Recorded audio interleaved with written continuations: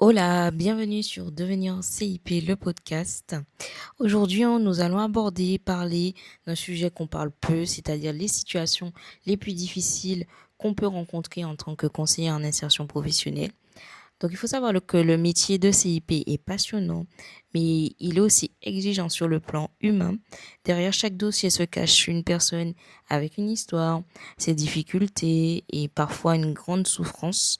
Alors, quelques situations qui marquent le plus professionnellement, c'est ce qu'on va aborder aujourd'hui. Pour moi, dans un premier temps, les situations les plus difficiles qu'on rencontre quand on débute ou qu'on est conseiller, c'est les personnes qui ont perdu tout espoir. Ces personnes arrivent en entretien après des années de chômage, d'échecs ou de refus. Elles n'ont plus confiance en elles.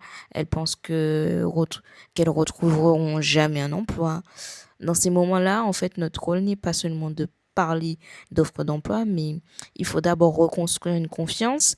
Parfois, c'est une simple écoute qui peut être un début de changement.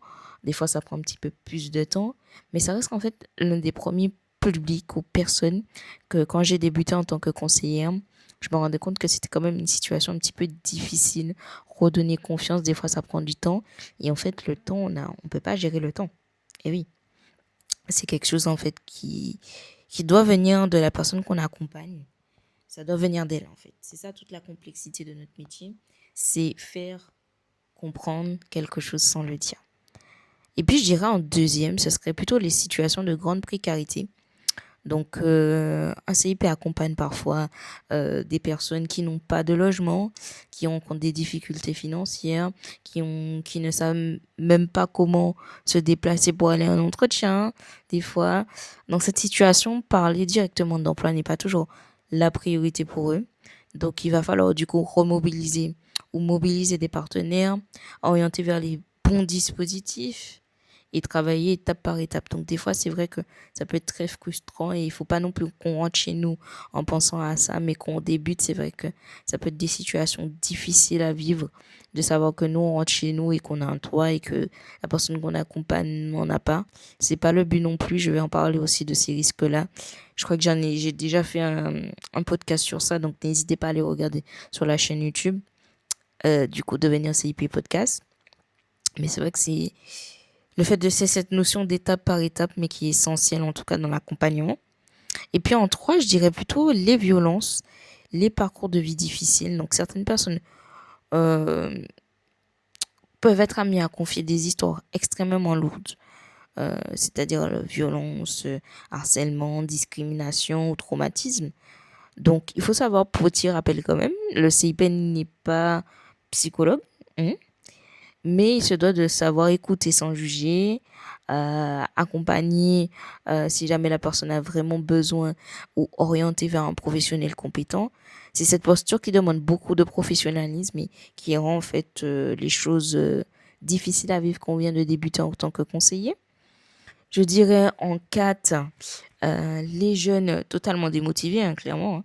Donc en mission locale, à- ils arrivent en fait avec une croyance que tout est simple, tout est facile.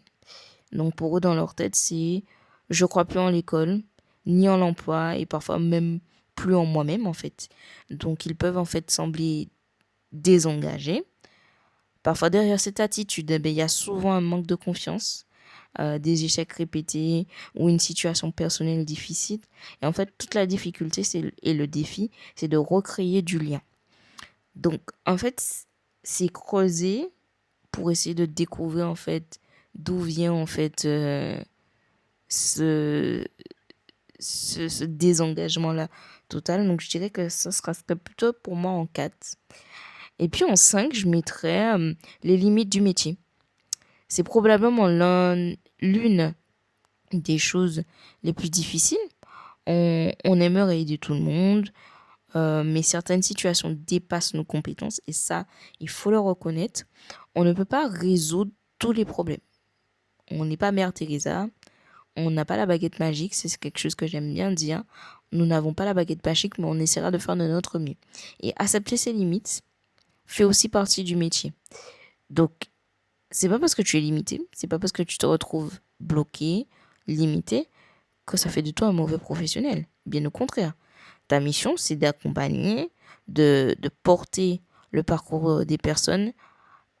C'est pas porter, en fait, pardon, c'est ce que je voulais dire. C'est pas ne pas porter. Tu sais pas à toi de porter, en fait, le projet des personnes que tu accompagnes. Ils restent quand même acteurs de leur projet professionnel. En conclusion, si je devais dire un petit peu par rapport à mon ressenti quand j'ai débuté, les difficultés que j'ai pu rencontrer, être CIP, donc conseiller en insertion professionnelle, ce n'est pas seulement accompagner vers l'emploi, c'est croire à une personne lorsqu'elle a cessé de croire en elle, c'est avancer à son rythme, c'est célébrer les petites victoires autant que les grandes. Et même si certaines situations sont difficiles, elles donnent aussi tout son sens à ce métier. Aujourd'hui, avec le recul, je suis super fière de me dire que je suis passée par là et ça m'a super forgé aussi et à m'aider à améliorer aussi mon accompagnement. Donc, bien évidemment, c'est pas parce que j'ai un podcast, parce que je partage mes connaissances que je n'apprends pas au quotidien. Donc, je continue encore à apprendre de cette profession-là. Donc, n'hésite pas en commentaire à me dire, toi, tes difficultés que tu as pu rencontrer au cours de tes premières expériences. Merci d'avoir écouté ce podcast, Devenir CIP. Si cet épisode t'a plu, n'hésite pas à t'abonner, à laisser un commentaire, à partager avec d'autres professionnels ou ceux qui souhaitent découvrir le métier. Je te dis à très bientôt dans un prochain épisode. Je te dis des énormes bisous. Je t'invite à liker, partager, commenter, à me rejoindre sur mes différents réseaux.